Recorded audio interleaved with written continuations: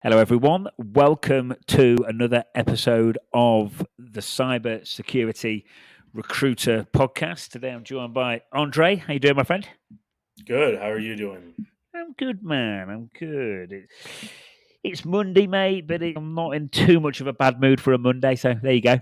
So, just for the listeners, Andre, I'm going to do you a bit of an intro. Feel free to shout at me or correct me afterwards if I get any of this wrong. But for everyone listening, Andriy Noble started off back in the day, back in 2012, as a network technician, then progressed on to a security solutions engineer at Kalki Consulting. You were also, actually, previous to this, you were actually in the US Army as an information systems operator analyst, and that was for just over 6.5 years. Then you were a security engineer for the Blackstone Group. You then went on to be an adversarial engineer at Lars, then a principal security engineer at New Trails, then a COO, Chief Operating Officer, Exploratory Sciences, and at present, you're at Unit 221B. You started off there as a director of offensive engineering, and you currently hold the position of vice president of security. Andre, welcome to the show, mate. Did I get your intro right? Perfect, man. Yeah, I appreciate that. Amazing job. You've had a lot of practice. Yeah, thank you. Do you know what? I'm getting used to this now. It's like I said on like when I first started them, mate. Like I honestly, I never used to be able to do any work for an hour before and probably 2 hours after. It was just like productivity wise, it was a fucking nightmare. But I'm getting there now. But mate, I've done you an intro. I'll start where I always start, asking you a little bit about yourself. I'm looking forward to today, mate. I think there's a lot we can. Reading that intro back to come out the army and progress to the level of seniority you're at. Not everyone gets that far, so I'm looking forward to diving into that, unpacking your journey. But just to start off, mate, I know I've done you an intro, but what do you get up to on a day-to-day basis, and who are you, and yeah, what you've been up to professionally, mate, if you don't mind? Yeah, so I recently moved into Miami. So obviously we go to the beach with the kids every weekend. I have three kids, by the way, and an amazing wife. So we go every weekend to Hollywood Beach, spend Saturday there. We do stuff in the community on Sunday. My wife teaches art lessons, and kids take language lessons, Ukrainian language lessons. So we do stuff in the community basically when I'm not out of work. We're doing family stuff, and then day to day a lot of it is responding to large scale IR incidents, specifically ransomware this year. Something that I've been saying is going up quite a bit. My feelings are that we're on the brink of more ransomware, however that comes out to be. But I do feel like there is, to some level, ransomware is coming more and more. And that's what we really go after that on a day to day basis. We run 24 by 7 operations. We walk through people through remediation and investigation, do RCAs, right? So all of those parts. And we also do purple teaming, which is another passion of mine, which is really, I think, changing how people think about security, tuning from that old defender mindset of, oh man, it's asymmetric warfare. These attackers have all these tools, and I only have to pay for all my things. And I can only do so much. Turning that on its head and thinking like an attacker when you're defending yourself, and looking at like what can I see the attacker could do, and what can the attacker get away in the environment, and then go and plug those areas. And hey, guess what? You're like somewhere really in the middle, and start trending towards probably the much more positive side once you start thinking in that mindset. So a lot of what we do today is putting security teams into that mindset, getting them thinking like an attacker, teaching them how to do different attack techniques, things like that they're in that mindset and that they're able to start engineering their environment from the attacker mindset rather than, again, thinking like a defender. Cool, mate. There's loads to talk about there. By the way, Miami is cool as I went there on holiday a few years back over Christmas, mate. It's just such a mate. I'm jealous that you live there. Yeah, it's a It's cool. nice. It's Yeah, cool. we were out in Brickell this weekend. There's quite a few places down there. So Oh, yeah, mate, honestly, fun place. yeah, Yeah. yeah, it's incredible. I had a New Year's Eve there once a few years back. It was really good.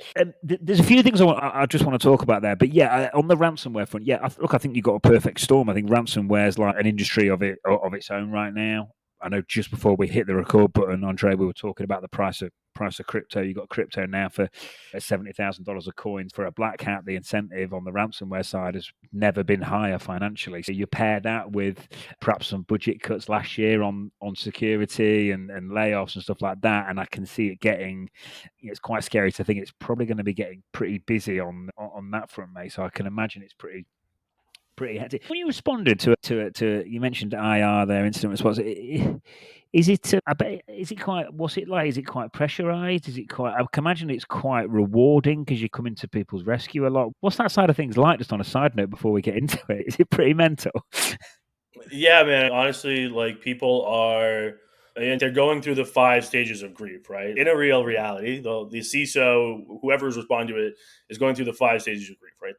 They went in there, they thought they could get it, but at some point they would think that, hey, maybe we can fix this, and we don't have to do everything. We can make things unhappen. And you're like, guys, it's not going to. Like, let's keep going. Let's keep investigating. Let's keep going through the motions, because you really are getting them through that shock, right? For a lot of people, still ransomware is new. Again, that becomes less and less, I think. But going through this kind of entire encryption of your organizational documents, everything, your processes stopping, servers need to be rebuilt, all of these things start to add up, right? We have to go into a DR scenario that we've never fully tested, and we don't know it's not going to come back, and then things don't come back. Walking them through that, getting them to realize that's okay. Everybody goes through those things. Nobody's expecting that you guys were going to have everything right. The attackers deleting backups, right? Something that you did do right that was working, but you didn't protect them enough to make them undeletable, so that the attacker just went in there and deleted them. So a lot of this is, as you said, is rewarding because you're going in there, you're really helping them, you're coaching them through what to do, how to respond. You're up late at night working with the teams, trying to get people coordinated, making sure that things are happening, extra investigations, and then working with the third party clients to explain what work you've done. That's where it can get very rigorous, because we have to make sure that we did all these things that we are saying we do. And I have to make sure the team members have all acted and done their parts. So that's where it can get stressful, right? There's a lot of late nights and early mornings where people are, they're not saying things the way as nicely as they should be. It's not a corporate friendly environment. But at the end of the day, like, people understand that, because obviously we're in these high pressure situations. Things do have to be done a certain way, and they do have to be done right every time. So people are going to get pressured up. Just like I've been doing this thing the exact same way for the last 12 hours because we had to do investigations, and I'm tired. And like, when somebody asks me if I've done that, somebody may fly thing. Again, it's very high pressure, but it is very rewarding, I think, for all the team members. Everybody that we have here really enjoys doing incident response. They've done this quite often. So we don't go through those stages of grief. Obviously, we all understand what we're doing, but definitely helping the customer understand the scale and the gravitas of the situation that they're in. Yeah, mate. Lots of stimulation and lots of coffee, hey? A lot. Yeah. That's when I break out the Red Bulls. Yeah, that's Another thing you said, you mentioned security mindset and thinking like an attacker. And I know how valuable that mindset is, and refining and developing that skill set. I was actually talking to COO of a company in New York recently, and she was talking about organizing a roundtable, like a virtual event, for getting her more junior pen testers to have more of a hacker mindset. In a long-winded way of saying, Andre, the question I've got for you, mate, is, so part of what you're doing is to get people into that hacker mindset, to think more like that. How do you do that, bro? How do you go about that? Yeah, and I think this is something that every security team should learn and then try and get their developers to do right. What we really talk about is sitting in the hot seat, being the attacker, learning and understanding the different tools that are out there, right? Understanding the different protocols, right? I think in today's modern environment, Microsoft is obviously a very large area that people are going to leverage for attacks. There's SMB. A lot of it is walking them through. Like, people are like, oh, I know how file shares work. You're like, great, you know how file shares work, but look at what an attacker can do with moving files over there, executing commands, moving files back, mounting drives on other computers to access stuff that they couldn't from one place. And you start opening people's eyes to this, right? You start seeing them understand.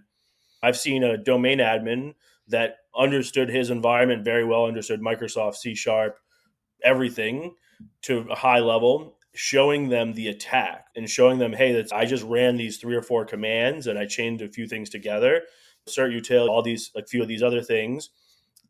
and they see it, and they see it with their own eyes. They see it, then you have them go and do it, and they type it out, and that you see them run out of the room, realizing what's happened, realizing and understanding the how bad it really can be, Mm. and they start thinking, okay, now I understand. We have to start patching these things, because these things that come up on a risk assessment that you see as like a medium or CVE score, CVSS score, that's a number to you. You get disjoined from the fact that an attacker has that as part of a toolkit, and you have to understand that other side of how the attackers see these things, right? They see a medium or a low as possibly getting them enough information to leverage it into a higher critical with remote, code execution or information gathering that gives you like the domain name. You're able to start brute forcing open SMB shares or RDP ports, right? These are the things that you have to start thinking from as an attacker thinks, whereas the defenders, as I said, really think about, they know the environment, they know the technologies in most cases, but they think of it as, we know that from a technical sense. Now you have to think of it, how does it get abused? And there's obviously a lot of tools out there. I think Atomic Red Team, shout out to those guys, they do an amazing job. MITRE ATT&CK framework, obviously having that all in one place, having the MITRE ATT&CK Navigator and the JSON util, those things are amazing frameworks that we show to our customers, right?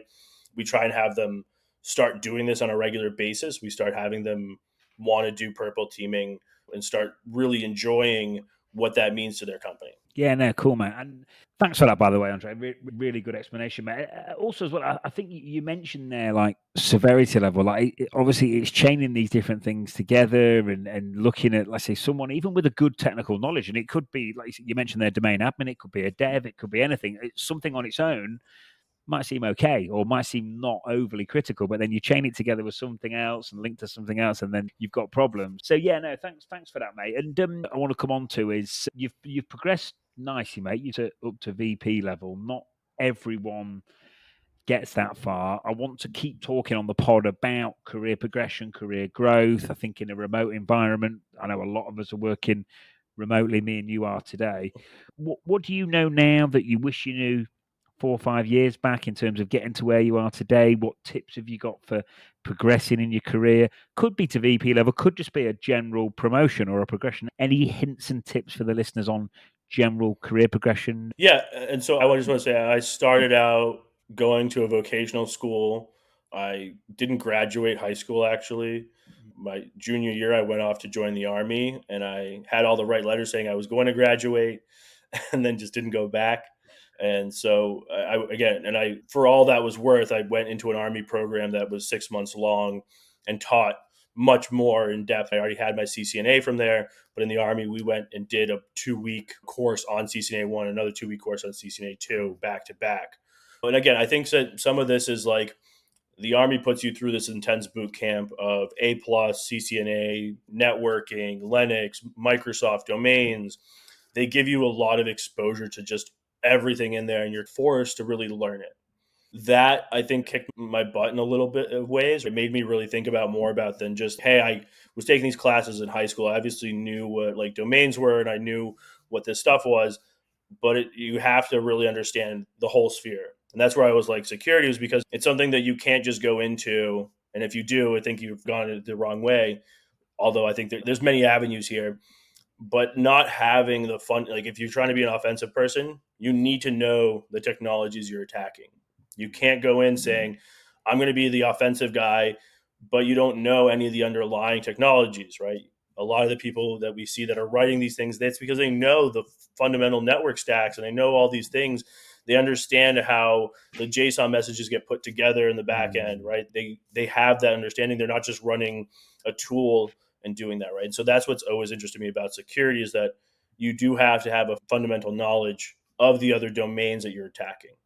And thankfully, the Army has an amazing program that does that for you. Again, I don't recommend the Army for everybody, but if it's right for you and you think that you really need that kick in the butt in life and you need that knowledge, I promise you, they will stuff it into you faster than you can take it. So Yeah, definitely. Do you know what? They're great for getting you certified and things as well, aren't they? Like I see some people with I know a lot of people with a lot of SANS certifications with an army background, and I'm like adding up what that would cost financially, and I'm like, whoa, because SANS certs aren't cheap, are they?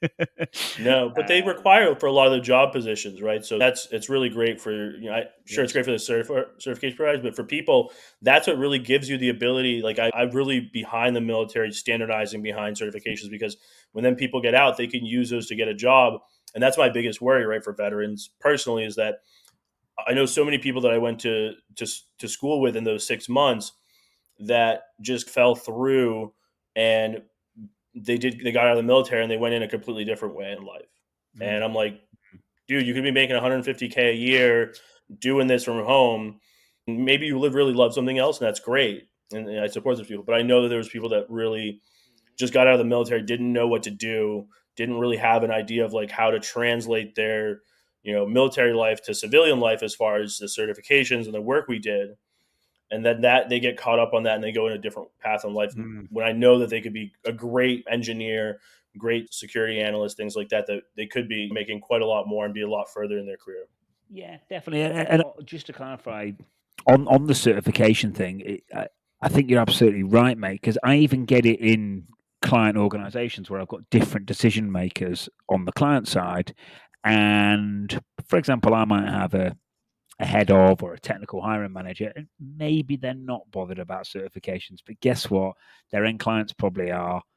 Maybe the founder is. There's always sometimes you get it in an organization where certain people aren't bothered, but certain people are. So even in that scenario, certs still matter because you've got people there that really care. And even if it is just a case of getting your foot through the door, getting the interview, they just never. It just shores up your future, doesn't it? I just think I don't see Right. downsides to it.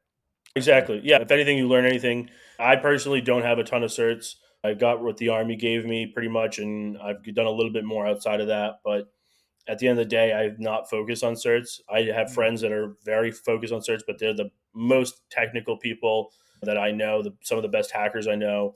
And they've really focused, they've now done them just as a way to learn more, mm, I think. But at the same time, it's really clients care about this, you said, right? You go into a consulting environment, they're going to ask for OSCP, right? That just never, you're never going to go away from that. And I think that's okay.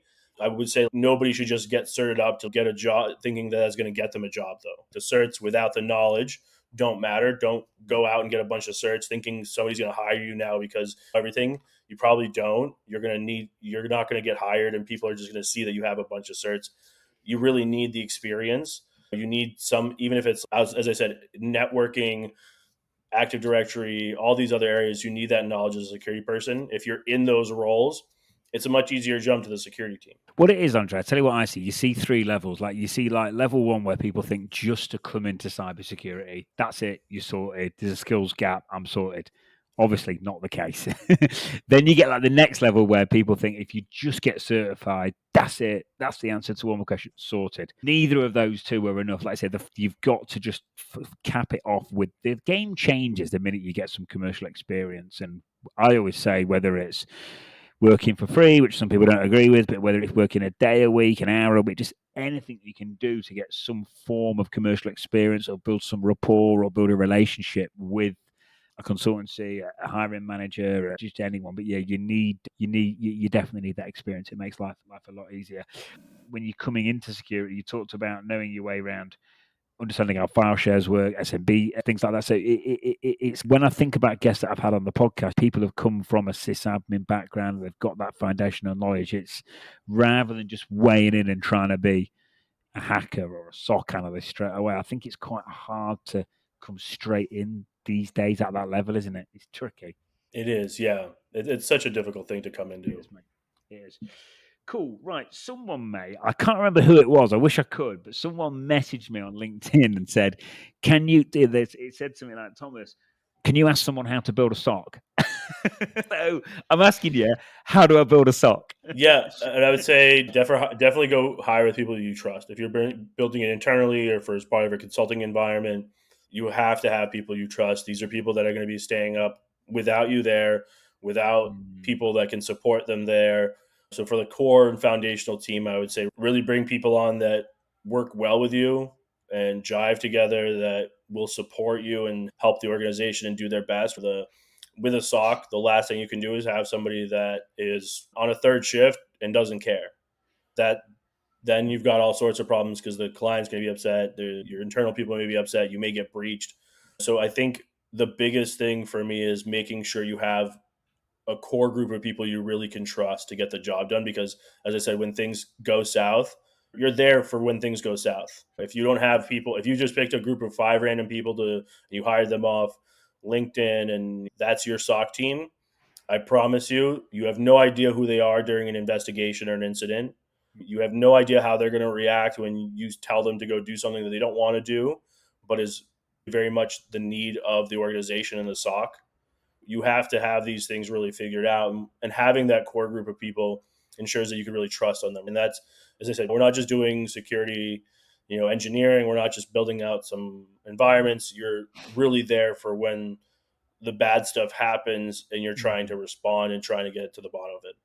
So I would say that is a key piece, is just trust. The other thing is making sure you have well-rounded talent, right? Everything from people that understand Sentinel-1, CrowdStrike, your EDRs, XDRs really well, to people that understand networking, Linux, Microsoft.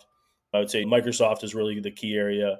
And the other thing is really go for DFIR analysts, right? I think the old adage of a SOC analyst is not what people are really looking for today. People are really looking for DFIR analysts, right? So they're looking for somebody that knows how to defend. They know somebody that knows how to do forensics, knows how to manage an incident, investigate, and do all those things, and those knows how to remediate, right? Knows how to say, hey, this is the right way to bring up these servers so you don't get reinfected. And by the way, you should do X, Y, and Z so that we're good on bringing them back up. And when you do, you should install this, and we'll run a check. And they know the places to look, temp files, startup folders, things like that, right? That's what organizations are starting to look for. And as what you and I have been talking about is that foundational knowledge of like sysadmins and people like workstation admins, they have that knowledge already. They have that key knowledge in areas. So coming from those areas, or if you can't get a job in security, go for a job as a sysadmin, network admin, or as a desktop admin, and understand those technologies, because I promise you they're going to be integral to the part about incident response and becoming a DFIR analyst long term. Cool, man. Thank you, buddy. So, hiring correctly, ensure people are legit, ensure they're conscientious. Like I said, get those hires rounded. Definitely, I said definitely, they've got to be conscientious. I said, but this isn't 9 to 5. No. Something can't, like we said at the top of the call, something. It's almost Andre, like I'm like it with recruitment, and I know you're the same. You actually can't even switch. Like I can't, even if I want to, I can't. And I think Right, right. to get really good at something, you have to be like that, don't you, mate? Like you've just got to. Jeff Bezos, like him or love him, his phrase is, "We don't choose our passions; they choose us." And I think it is like it needs to be that kind of that area, really. But yeah, so hire right, make sure everyone's done properly.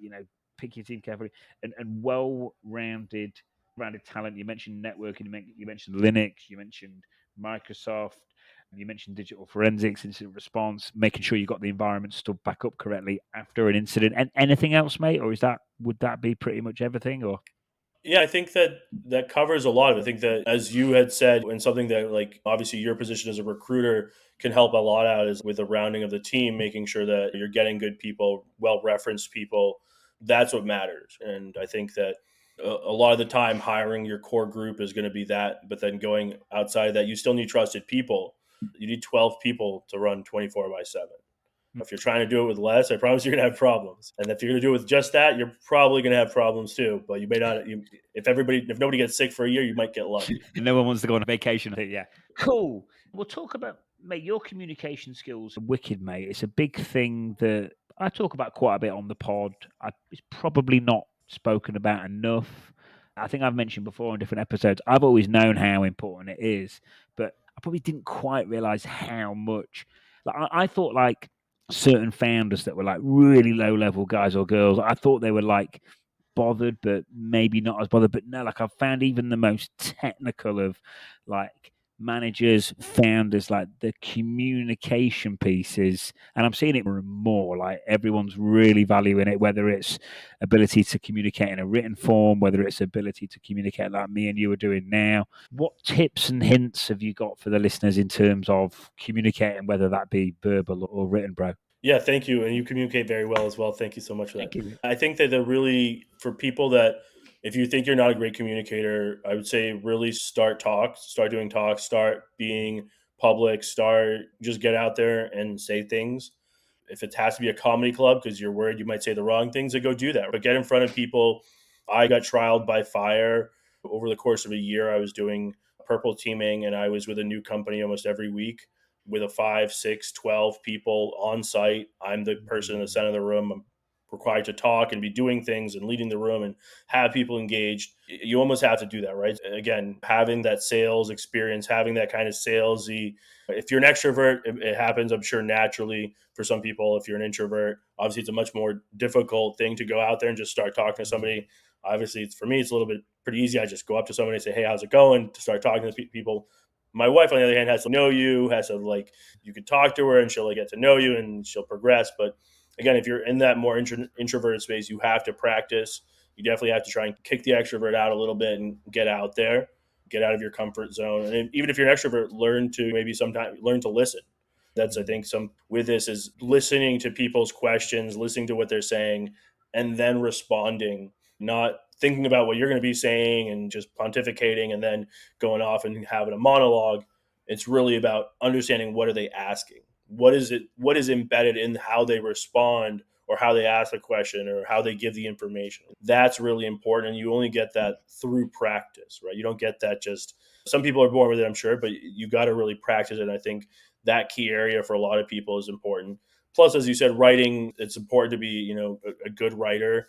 When you're writing emails, talking to clients, people don't want somebody that has a ton of mistakes and can't formulate well thought out sentences, doesn't write concisely. These are all important things that I think once you get into the role and you're in a pen test environment, you're going to have editors around you that will push you into that and make you better.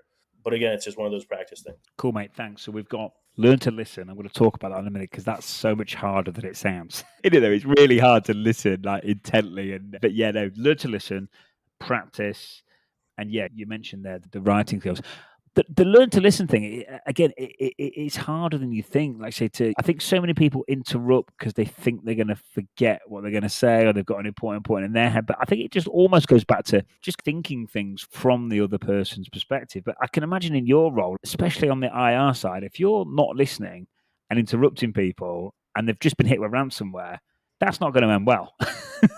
So No. it becomes so important, and yeah, I think practice is another thing. Like I even notice it myself. Like even like little things like and just pushing yourself to do stuff that you don't know if you want to do. Like I've reached out and called a few guests for it. Like when I'm really pushing to get people on, and I want to keep quality guests coming through thick and fast. So I'll literally just like proactively not. Well, it is technically a cold call if they've maybe not come back on LinkedIn, and I pick up the phone. And it is even today as a recruiter, it's still frightening doing all that, but afterwards you feel good and it makes like a conversation like a normal conversation really easy or like a scheduled client meeting really straightforward. So I think it's like practicing exercising that muscle. Someone said on a podcast last week, if you consistently do things on a regular basis that make you feel uncomfortable, the chances are you're going to be pretty successful in cybersecurity. And I think that's what you've said, mate, isn't it? Very much, man. I mean, I just want to say that I I've also done a lot of like the red teaming over the phone, and that coupled with it when you're like talking to somebody and you're like, "Hey, this is the help desk, and I need you to like go do something, and can you go to this URL and download this file for me and just like double click it?" And you're like, you got to walk them through it. And then they're gonna put their password in or something, and you have to like get them to go do it after and then at some point the organization people start like saying, "Hey, somebody's calling around, don't give them your password." But you still need to go do phone calls because you're like, we got to hit a certain number. We said we were going to call all these people, so Okay. I'm going to call all the rest of the 30 people that are going to pick up the phone at me and say, "Hey, how's it going?" And I'm going to do my little shtick, and then they're gonna tell me to get lost, and a lot of them not so pleasantly. And you just take the beating. It's my fault. I got caught. I should have done something else and gotten away with it. But guess what? This person obviously figured out what it was, and now I just got to do the rest of the calls. But that again, all these things are trial, and that's what I just want to say is continue trying, even if you're failing. Just continue going. Right? We all have unique abilities, but all of us have the ability to enhance our senses. Right? Our the key 8 key senses, and as I said, hearing, listening to what people are saying, talking and speaking, using them more just enhances them and grows you as a Mm. person. It definitely does. The other thing I think as well, what's the worst that can happen? Like you just mentioned there, someone told you to get lost. I actually put it on, it was about a year ago, Andre. Like I called someone and they sent me this email and listen, they were pissed off, mate. They were so, and do you know what? I actually thought, I blanked their name out and stuff, but I posted it on LinkedIn. I was like, what's everyone think of this? And it was like, that's out of order. That. But he's like, what's that? That's literally like, that is the worst case scenario. I was like, I got the email. I was like, oh God, he's having a bad day. And that was it. That's the worst that can happen. It's, and it does, I think it makes you a better social engineer. It makes the normal communication that you're having on a day-to-day basis over Zoom or Teams or Google Meet seem just like second nature. So I think, yeah, just pushing yourself to do it definitely helps. It does, yes. Get out of your comfort zone, get out of the box that you're in, Yeah. and grow. Definitely, mate. Next thing I want to come on to, mate, is breaking. I know we've talked about breaking in before. I get a lot of DMs and things from juniors. So I know you've mentioned having that foundational knowledge. Perhaps I know we've briefly touched on if you want to come in as a SOC analyst or a pen tester or something, probably going to find it pretty tricky. But any other kind of advice for listeners on breaking in, mate? Yeah, I would say definitely go out, and if you are on a degree program, go and do that. I'm not somebody with a degree, but I can tell you that if you're going to get a development degree or you're going to have some sort of computer science degree, go and finish it. Go out there and get that. It's going to matter. It may not matter for you to break in the door. It may matter for you to break in the door in some scenarios with the government, things like that. You may not in areas that I won't even get my resume won't even get looked at. There's places that people can get hired because they just have that 4-year degree. So don't stop if you're already in there. Go get it.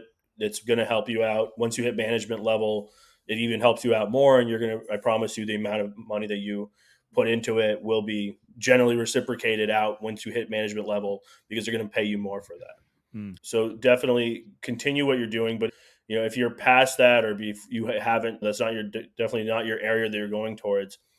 I think it's a real commitment, as you said. It has to be what your life's about, and to some degree. And it doesn't have to be. Everybody needs a good balance, and your family should take definitely precedence.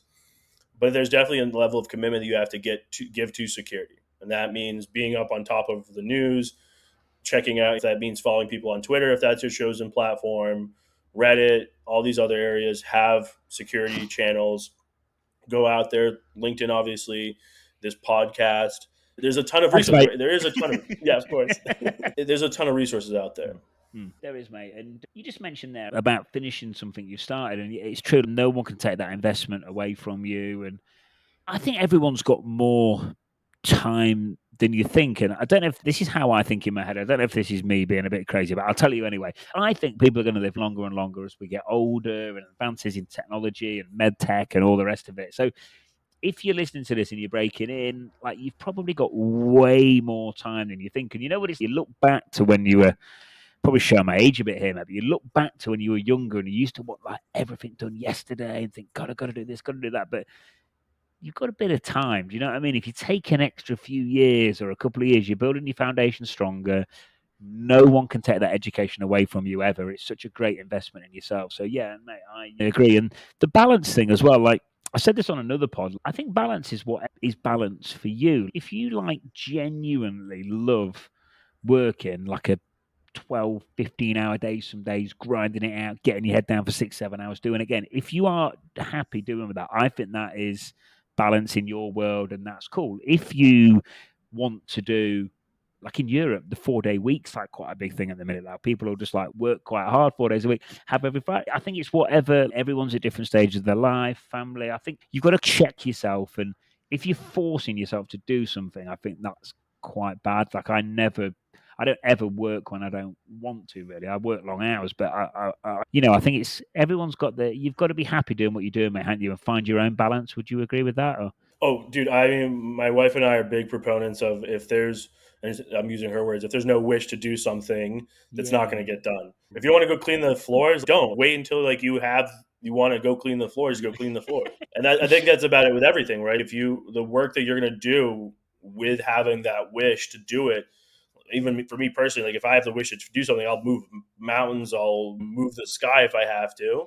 Mm, But if I'm not interested in, and it's just something that I'm doing, I promise you the output's going to be acceptable, but it's not going to be holy shit. And I mm, think that's where do everything you do with a wish, because I promise Mm, you, if everything is holy shit, you're going to be much more happy. You're going to be much more energized at the end of the day, right? If I'm doing what I love all day, I go back and I'm hanging out with a family much more energized than doing 8 hours of mm, the same thing over and over again. So mm, try and focus on really what you love. Make sure that what you're doing is a passion and not just something you're trying to do for the money.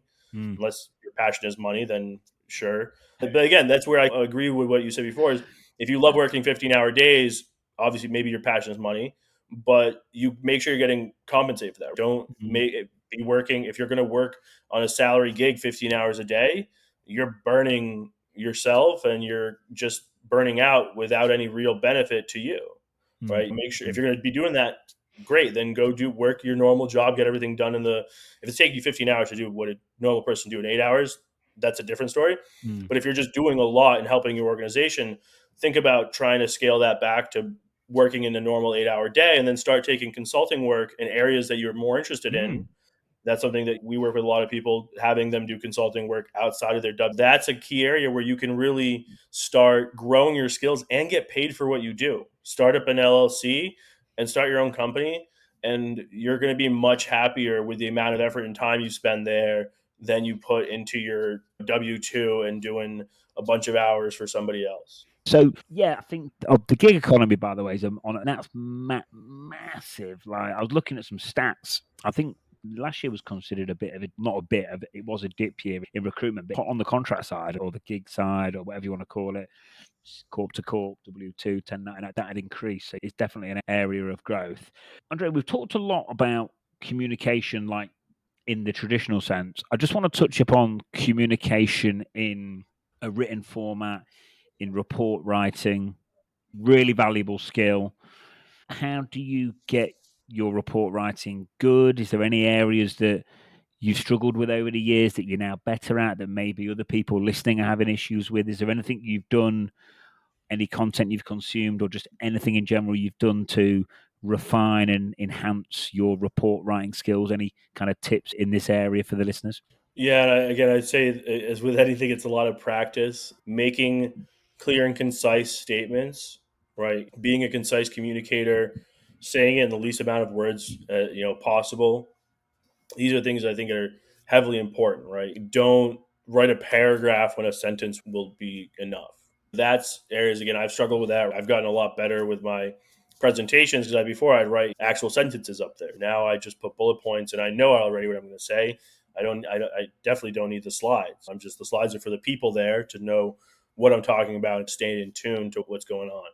Again, I think in the report writing or even just emails, clients are going to ask you questions that may take a long form email response that would normally be like a Word document, right? Thinking about like the presentation matters, right? Having everything be the right font, everything be images have captions on them in your reports.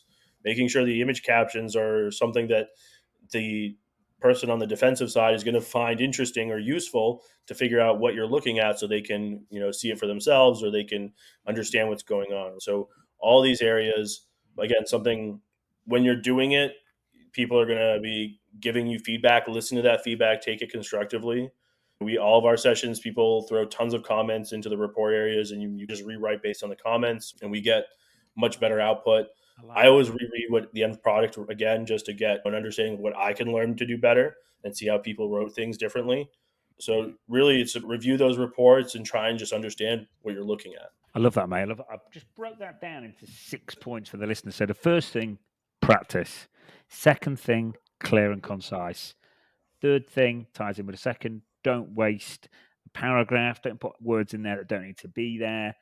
Fourth thing, the slides are there for more of kind of framework for you to follow. Five, presentation matters. Make sure the images are interesting. And six, this is the point I love. And I just want to make sure I'm understanding it right. So you're commenting and pinging things back and forward internally within your organization to make sure that written report is absolutely banging. Exactly. Yeah, yeah, I really like that. And yeah, keeping things concise, mate, that's so important. Like I can really relate to that in terms of it's called tech rec, so technology for recruitment agencies, and I get pinged with stuff all the time. And when you just see that message, and it's literally like paragraph. You just look at it and you just go off the email, don't you? Like you just don't even look at it. Like whereas if it's 2 or 3 lines, or not 2 or 3 lines, but if it's just like you say, concise, clear, point. Do you know what I mean? It Right. makes a difference, doesn't it? It does. It really does. Yeah, yeah, cool. Wicked, mate. I really like that. Thank you, buddy. Content, mate. The question I ask around this point is, what books have you read? But it can be a book, could be a podcast. But what content are you consuming online that's making a difference to your career growth, mate? Any podcasts that you listen to? Any books that you'd recommend for the listeners? Yeah, these days it's a lot of psychology. Yeah, it's a lot about how the minds work, how communication works, as we talk about communication, learning about how different people's communication strengths are and what the senses are and how they intermingle with our language model. It's really more so on that side.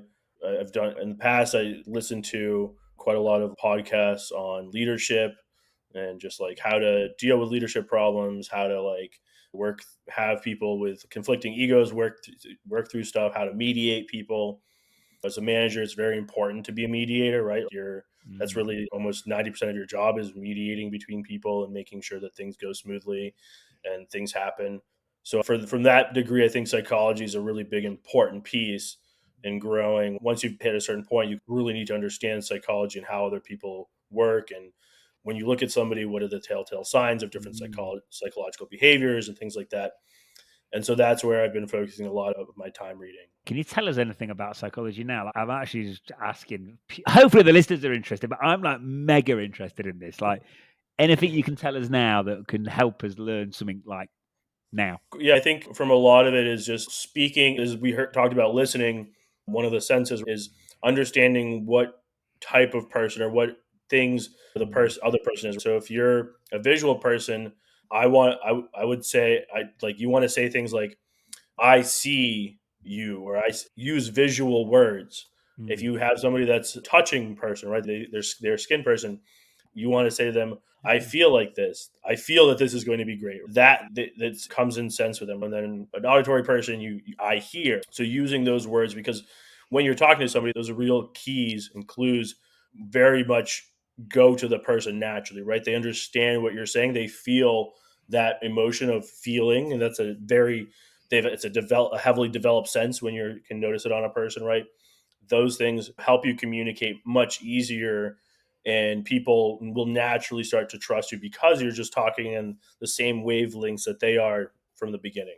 Yeah, cool, mate. It fascinates me so much. And for everyone listening, obviously the technical skills, you've got to keep them sharp. And that's just almost like insecurity. That's like the price of entry. Those have got to be refined, and they've got to be good. And I just think for everyone listening, if you can get, we're talking about psychology or communication, if you can get like your communication verbally and written good, you can understand you don't need to be an expert, but understand a good level of psychology.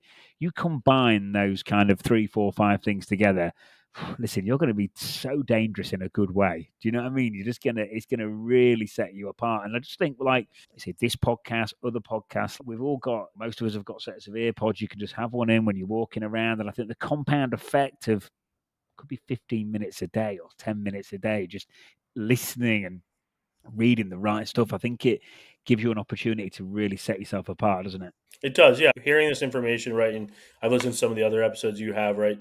They really set having this in the background. Even it opens up your worldview. It opens up your mindset. You hear things that you've never heard before, right? And those everything's connected in the universe, right? You're trying to channel it. You're trying to be a part of it. And I think hearing more about it, hearing other things that people are going on, that just expands your connection, right? And I think it's an important piece, right? If you're by yourself, having your own thoughts and inside of yourself, you're likely not to get very far, right? You have Mm. to be connected, and Mm. podcasts, hearing other people talk about these same issues, understanding their viewpoints, that grows you in so many ways, more than even just on a psychological level, as you're like Mm. experiencing new things and growing your other senses. If you're not an auditory person, listening to a podcast probably is going to help you become more auditory, right? Learn to listen. It's probably going to help you when your clients talk to you. You're probably going to listen to them more too. Yeah, it definitely will, mate. That's it. And I always mention it, but that I say that just the learning through osmosis just isn't as prevalent anymore because of remote working. As we come to the end here, mate, I just want to ask you a couple more questions. Interesting market at the minute. I know you're doing well and you're busy, but I know it's not the case for everyone. And I know that to get to where you've got to today, it won't have all been plain sailing. There would have been some tough times along the way. Anything you've done in tough times that have helped you get through tough times, or any tips when it comes to resilience and perseverance? Any tips there for the listeners of how you handle situations like that? Yeah, I feel for everybody in those situations. I've been without a job multiple times over the course of my career. It's a very tough aspect. I'm sure that as we talked about grief before, that you go through those stages. Get out there. Don't be if you're introverted, definitely get out there. Try and be out there. Get the emotions going. Feel the emotions. Get through them and start doing something, right? If you may find out you were burned out at your job anyways, and if you weren't performing, you got let go, or if you are still looking and you might be, don't get burned out, maybe slow it down. If you're applying for jobs 12 hours a day and not getting anywhere, change your tactic, right? Start talking to a recruiter, start talking to somebody that can get your resume out there, but get out there, right? And start doing things, right? I was building websites and started working on a startup. We were doing it for free before we got a client for a while. And as you talked about, yeah, free work isn't right all the time, but if you're getting sweat equity, that's not free. Mm, mm, So mm, go do something, right? Go find a co-founder, really try to do something. You're probably going to learn a lot, right? If that's not the way for you, you really need that 9 to 5. Again, be out there, network with people, go to conferences, go to local trade show things. There's going to be people there. If you're in university, go to the college, go to the job fair. They talk to the people there. They are there to recruit you. If you bring a resume, you act professional. I promise you, they'll probably invite you to get a real interview the next day. That's how we did it recruiting at places I've been at. If you showed up, looked good, presentable, didn't look like you just woken up and from a party last night, and you came with a resume printed out, like you generally got invited to go to an interview. yeah. So it's about presentation. It's about going out in there and getting it.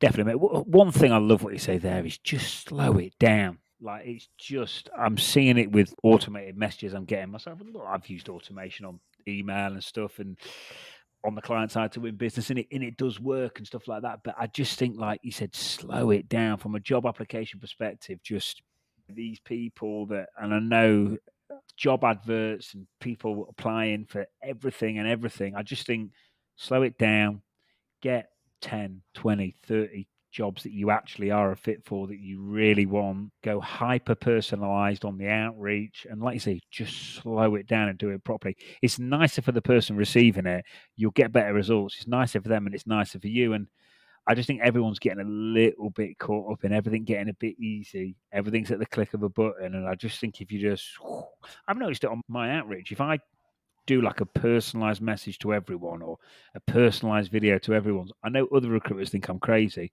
but it gets results if you do it on a consistent basis and you do it properly. And I know it's the same when you're applying for a job. If you just do the generic resume ping to 50 jobs every morning, that's what everyone's doing.